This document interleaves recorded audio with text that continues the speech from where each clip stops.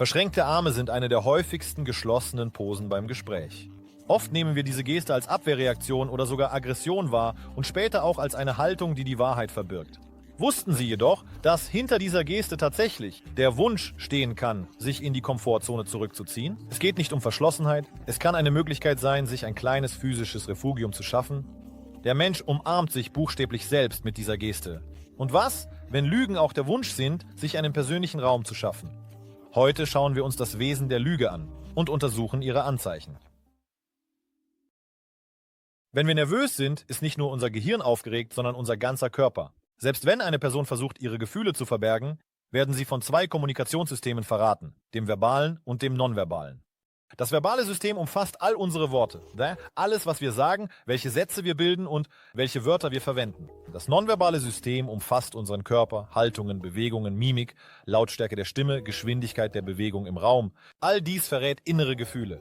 Lügen ist immer ein Weg zum Stress. So schwer es auch sein mag, sich das einzugestehen, Lügen haben immer auch tiefere Gründe. Hinter „Ich will dir das einfach nicht sagen" verbirgt sich: Wenn ich über dieses Thema spreche, konfrontiere ich mich mit meinen unangenehmen Emotionen, daher wähle ich eine Option, die sowohl für dich als auch für mich akzeptabel ist. Ein Mensch wird niemals aus Langeweile lügen.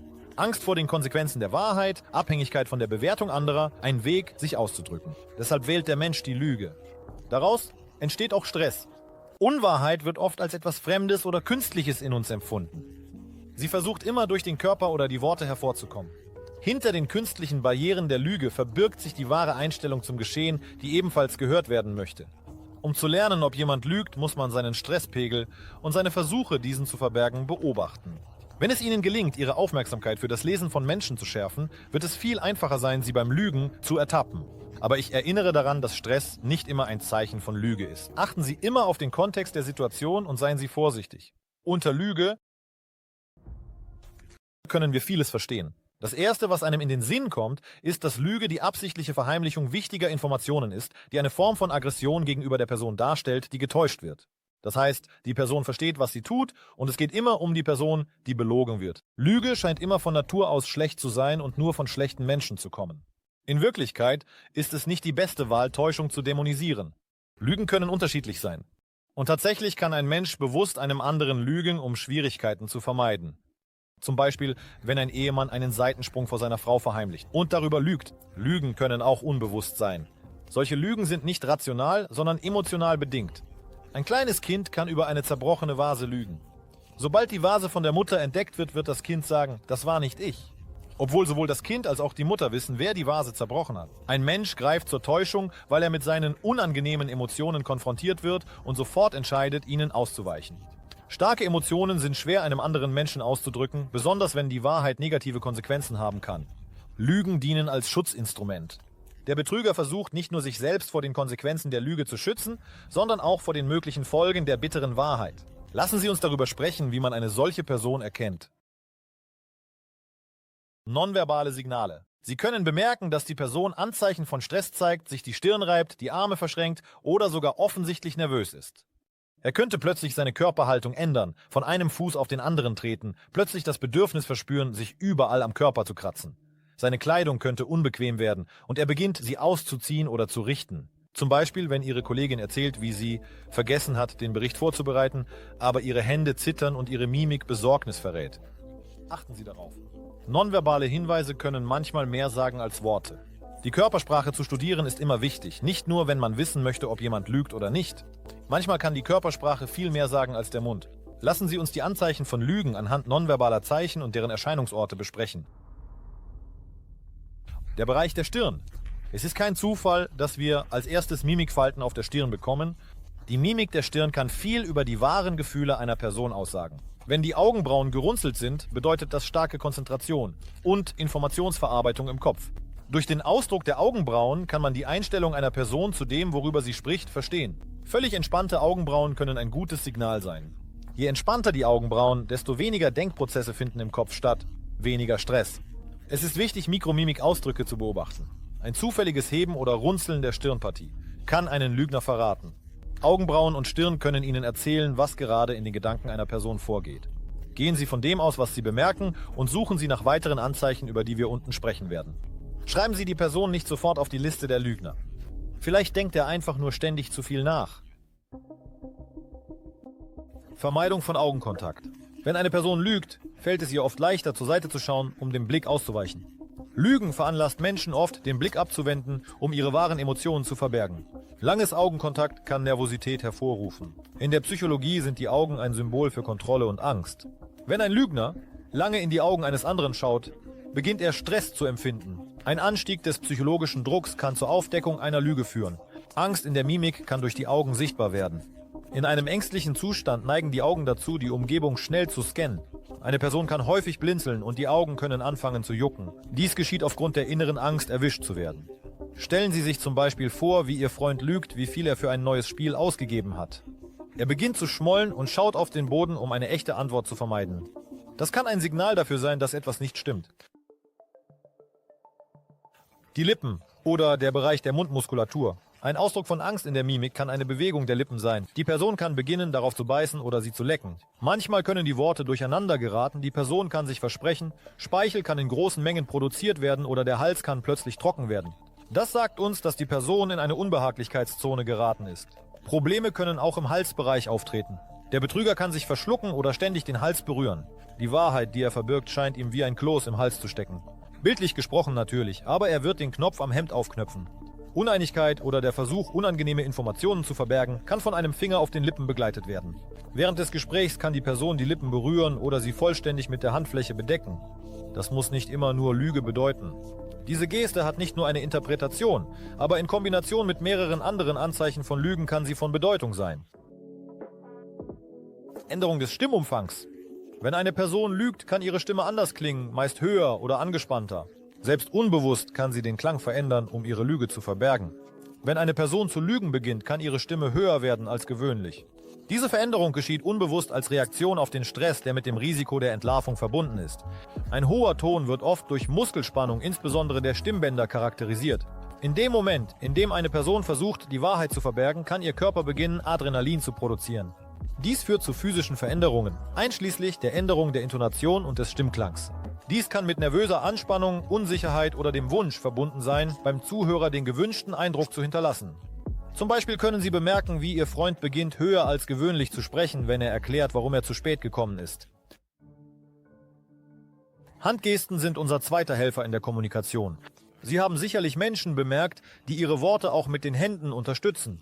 Gesten, die unsere Rede begleiten, spielen eine wichtige Rolle im Kommunikationsprozess, da sie die Aufgabe sowohl für den Sprecher als auch für den Zuhörer erleichtern. In der Psychologie erscheinen Hände nicht nur als anatomische Gegebenheit, sondern als symbolische Verkörperung des kommunikativen Potenzials des Menschen, der Fähigkeit, eine Verbindung zur Welt und zu anderen Menschen herzustellen. Wenn der Kontakt zur Welt unehrlich wird, können die Hände dies verraten. Unter Stress kann eine Person beginnen, mit den Händen zu spielen, Ringe zu drehen, an Nagelhaut zu zupfen oder mit den Fingern auf den Tisch zu klopfen. Die Hände können auch anfangen zu schwitzen. Diese Bewegungen sind ein Zeichen von Nervosität und Unbehagen.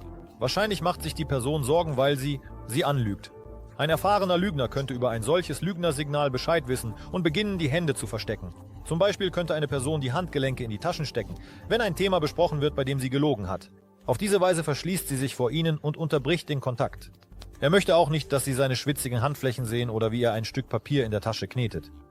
Im Gegensatz zu unruhigen Bewegungen können die Hände eines Lügners plötzlich erstarren und unnatürlich unbeweglich werden. Die Person könnte versuchen, ihre Gesten zu kontrollieren, um sich nicht zu verraten, aber das kann zu Steifheit und Unnatürlichkeit der Bewegungen führen. Es ist wichtig, auf die Übereinstimmung zwischen Worten und Gesten zu achten. Wenn jemand über etwas Trauriges spricht, aber seine Hände aktiv gestikulieren, kann das darauf hindeuten, dass er nicht die Emotionen empfindet, die er beschreibt. Durch die Analyse der Körpersprache und insbesondere der Handgesten kann man wertvolle Informationen über den inneren Zustand einer Person erhalten und mögliche Anzeichen von Lügen erkennen. Es ist jedoch wichtig, dieses Wissen mit Vorsicht zu verwenden. Eine Person kann immer feuchte Hände haben. Wichtig ist nicht nur, wie wir sprechen, sondern auch, was wir sagen. Mündliche Rede oder Kommunikation in sozialen Netzwerken. Verbale Kommunikation umfasst wichtige Komponenten, anhand derer man Lügen erkennen kann, den Inhalt der Rede, ihren Stil und sprachliche Besonderheiten. All dies bildet eine wichtige Schicht der Kommunikation. Auch in der Kommunikation kann man Lügen herausfiltern. Sogar erfolgreicher als beim Lesen der Körpersprache. Überflüssige Details oder deren Fehlen. Lügner versuchen, ihre Geschichte realistischer zu gestalten, indem sie viele unnötige Informationen hinzufügen. Wenn jemand anfängt ausführlich zu erzählen, warum er zu einem Treffen zu spät kam und alle Autos auf der Straße aufzählt, fragen Sie sich, warum das nötig ist. Welchen Sinn hat das wirklich? Das könnte bedeuten, dass die Person versucht, ihre Lüge zu verbergen. Dieses Verlangen, die Glaubwürdigkeit der Lüge mit Fakten zu erhöhen, die nicht überprüfbar sind oder einfach keinen Sinn im Gespräch machen. Wahrscheinlich haben Sie es mit einem Lügner mit guter Fantasie zu tun. Ein gegenteiliges, aber häufigeres Zeichen der Lüge ist die trockene Darstellung von Fakten. Ein unerfahrener Lügner wird Ihnen einfach eine Unwahrheit an den Kopf werfen und auf Ihren Glauben hoffen.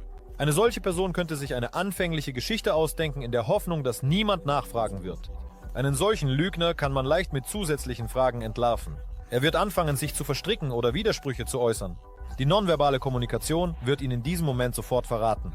Ein erfahrener Betrüger hingegen wird bei der Wahl einer knappen Darstellung der Lüge versuchen, selbstsicher zu wirken und nur ein paar notwendige Sätze hartnäckig zu wiederholen.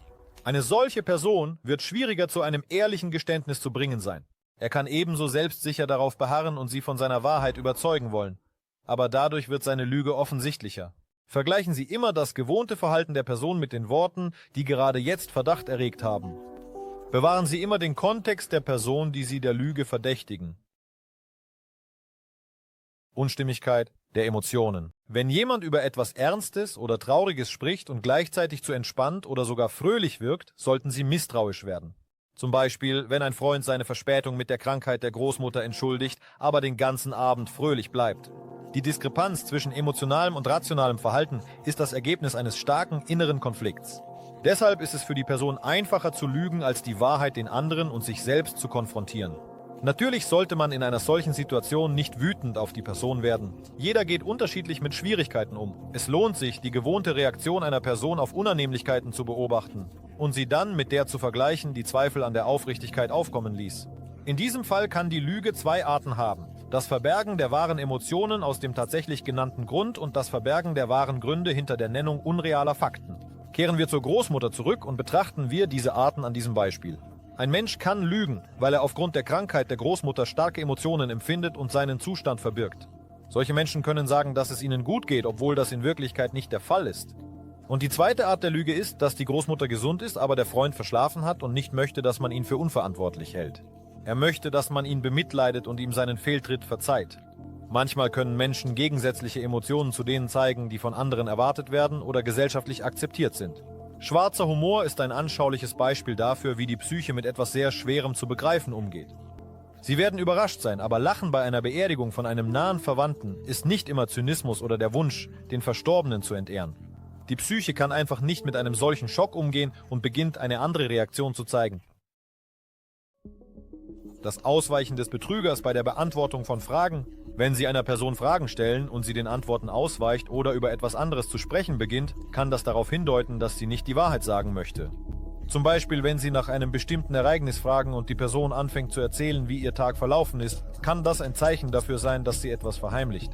Wenn man das Gespräch mit einer geraden Straße vergleicht, dann ist eine ausweichende Antwort eine plötzliche Kurve, ein Versuch abzubiegen, nur um nicht mit der Notwendigkeit der Offenheit konfrontiert zu werden. Die Person hat wahrscheinlich ihre Geschichte nicht durchdacht oder das Thema ihres Betrugs ist zu schmerzhaft. Aus Angst, dass klärende Fragen ihn entlarven könnten, versucht der Lügner auf den Teil der Frage zu antworten, bei dem er sich sicher ist, und sicher ist er sich bei dem, worüber er nicht lügt. Ähnlich einem verängstigten Tier, das versucht, sich vor dem Jäger zu verstecken, versucht der Lügner einer direkten Konfrontation mit der Frage auszuweichen, weil die Antwort auf diese Frage einem Schuss direkt in die Stirn gleichkäme. Der Betrüger wird sofort entlarvt. Achten Sie jedoch darauf, wie Sie Fragen stellen. Sie können für den Gesprächspartner tatsächlich einfach unverständlich sein. Ausweichen der Lüge durch Themenwechsel. Dieses Merkmal überschneidet sich mit dem vorherigen. Nach einer Täuschung kann die Person beginnen, das Thema zu wechseln. Achten Sie darauf, worüber der Gesprächspartner zu sprechen beginnt, nachdem ein zweifelhaft wahrheitsgemäßes Thema besprochen wurde. Zum Beispiel beginnt ein Freund, Sie nach Ihrer Arbeit zu fragen, nachdem Sie über die Gründe gesprochen haben, warum er Ihnen seine Schulden nicht zurückzahlen kann. Ihr Freund versteht, dass seine Erklärungen unüberzeugend klingen und befürchtet, dass eine weitere Diskussion nur Ihre Verdachtsmomente verstärken wird. Deshalb versucht er, Ihre Aufmerksamkeit auf ein angenehmeres und sichereres Thema zu lenken. Er hofft, dass Sie die Schulden vergessen und nicht weiter in seinen Ausreden bohren. Der Themenwechsel in diesem Kontext ist eine Art Rauchschleier. Er soll die wahren Motive verbergen und die Aufdeckung der Lüge verhindern. Ähnlich wie ein erfahrener Spieler, der beim Poker blufft, versucht der Lügner, die Aufmerksamkeit auf eine andere Karte zu lenken. in der Hoffnung, dass sie seinen Betrug nicht bemerken. Ein Betrüger, der dazu neigt, andere zu manipulieren, ist der gefährlichste Typ von Lügner. Eine solche Person strebt danach, alles um sich herum so zu gestalten, wie sie es möchte. Wenn eine solche Person sie täuschen will, wird sie sich keine ausgeklügelte Geschichte ausdenken. Sie wird beginnen, auf sie einzuwirken. Diese Person wird verbal agieren. Glaubst du mir etwa nicht? Nach allem, was ich für dich getan habe? Der Lügner wird versuchen, bei Ihnen Schuldgefühle wegen Ihres Misstrauens ihm gegenüber zu erzeugen. Diese Person kann dieses Gefühl auf verschiedene Weise hervorrufen. Von einer farbenfrohen Geschichte eines tragischen Vorfalls bis hin zu einer direkten Rüge für das Äußern von Zweifeln.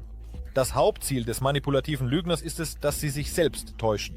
Der Manipulator versucht, die Verantwortung für die Situation auf sie abzuwälzen, indem er sie dazu bringt, sich undankbar und ungerecht zu fühlen. Wie die Lüge ist auch die Manipulation unser Wunsch, uns vor der Wahrheit oder ihren Konsequenzen zu schützen. Manipulation ist ein Einfluss auf die emotionale Sphäre dessen, dem man lügt. Ein solches Verhaltensmuster kann sich bereits in der Kindheit entwickeln. Ein anschauliches Beispiel ist ein Kleinkind, das durch Wutanfälle Süßigkeiten von den Eltern erbettelt. Wenn die Süßigkeit nach den Tränen erhalten wird, wird der Mechanismus gefestigt.